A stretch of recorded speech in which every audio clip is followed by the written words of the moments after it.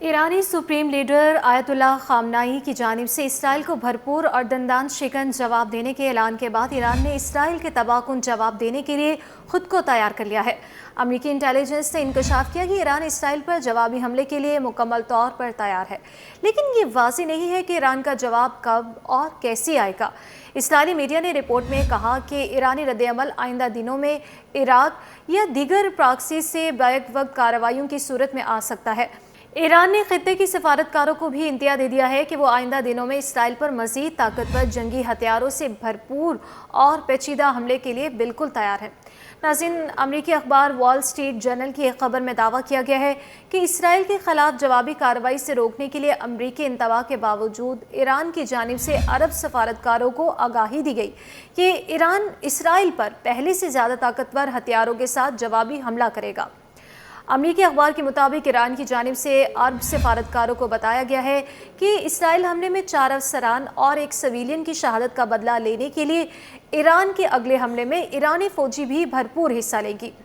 فوج نے اپنے لوگوں کو کھویا ہے، لہٰذا انہیں اب جواب دینے کی ضرورت ہے،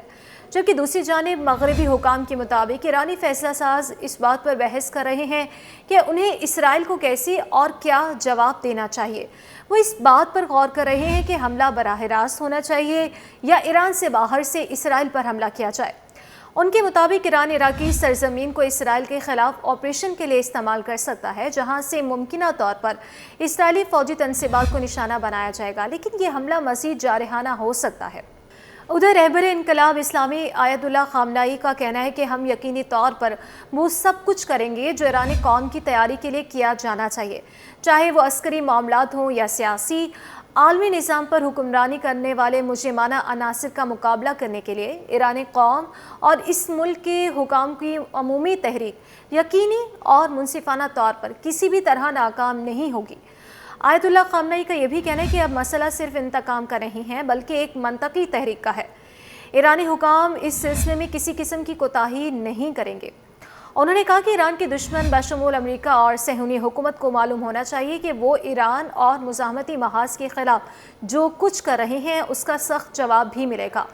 جبکہ دوسری جانب ایرانی صدر نے کہا کہ ایران کے اتحادیوں اور اسرائیل کے درمیان ممکنہ جنگ بندی ایرانی فوجی تنصیبات پر اسرائیلی حملے کی جوابی کارروائی کی شدت کو کم کر سکتی ہے۔ انہوں نے مزید کہا کہ ایران اپنی خود مختاری اور سلامتی کے خلاف کسی بھی جارحیت کو بغیر کسی وجہ کے نہیں چھوڑے گا۔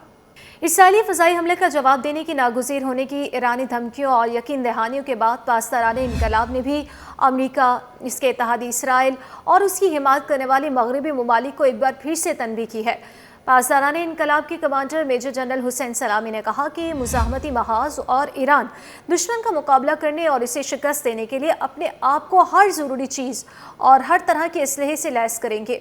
حسین سلامی نے یہ بھی کہا کہ ہم اسرائیل کے خلاف سخت رد عمل کے لیے کام کر رہے ہیں، مزاحمت کی طرف سے اسرائیل کو سخت جواب دینے کی تیاری کی جا رہی ہے۔ جبکہ ادھر امریکی فوج کا یہ کہنا ہے کہ امریکی ریاست نارتھ ڈکوٹا میں مینوڈ ایئر فورس بیس سے بمبار طیارے امریکی مرکزی کمان کی ذمہ داری والے علاقوں میں پہنچ گئے ہیں۔ تھارڈ میزائل بھی گزشتہ ماہ اسرائیل میں تعینات کیا گیا تھا، جس کے بارے میں امریکہ نے یہ کہا کہ وہ اسرائیل میں امریکیوں کو ایران کے کسی بھی بیلسٹک میزائل حملے سے بچانے میں مدد فراہم کرے گا۔ خطے میں عام حالات سے زیادہ امریکہ کی بھاری فوجی نفری موجود ہے۔